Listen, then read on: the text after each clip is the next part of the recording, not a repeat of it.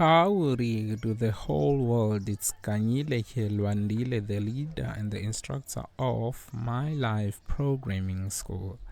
And right now I'm about to dive on to exercise number 1.3. As you can see, this is it right here. So I've got to ask the user to enter a number X, use the SEP optional argument to print out X, 2X, 3X, and 5X, each separated by 3 dashes like below.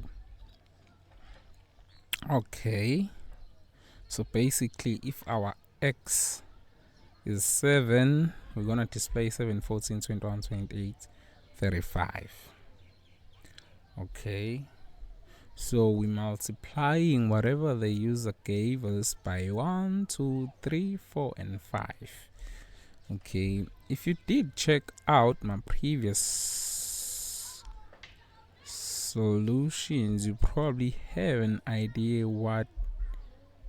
how we should go about tackling this program. Okay, I'm gonna create a file. I'll call it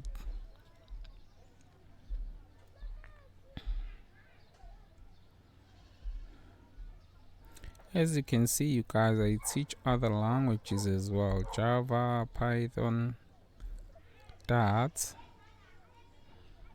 Okay, so let's see. I'm doing 1.3 right now, and my exercise is gonna be called 1.3a. Okay,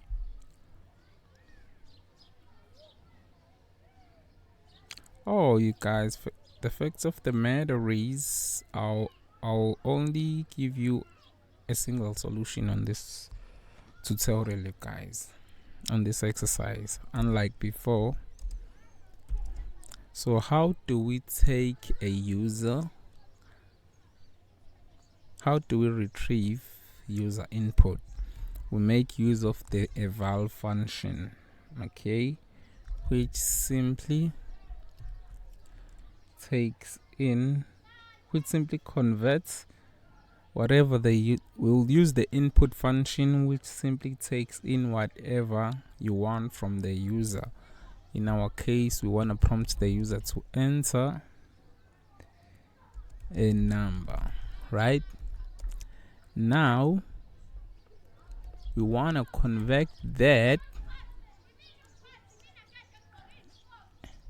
Now we want to convert whatever the user has given us into a number. So that's where the eval function come into play. Okay, because whatever the user will give us is gonna be a string. We don't want to work with strings, we want to work with numbers. Okay, so once I'm done doing that, it's gonna be as simple as going print. I want to display X. I want to display 2 times X. I want to display 3 multiplied by X. I want to display 4 multiplied by X. I want to display 5 multiplied by X as well. Now remember, we were specifically told that we're gonna have to make use of this, of the separator optional argument. Okay, so we're gonna sep. Now it's time to specify how do we want to separate all of these things that we want to display. Let me go check again. Oh, they're gonna be separated by 3 dashes.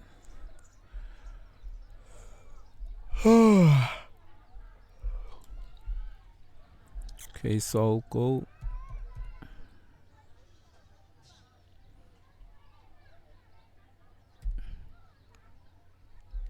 Not sure if this is the right one. It sure is. Okay, it's gonna be as simple as doing that, you guys. Now let's see what happens if we hit the run module button. Let's try 5. So it's 5, 10, 15, 20, 25. As you can see, you guys, it seems like we're good. Let's try what now? 7, the same number they used. Boom, it seems like we're getting precisely what we expected.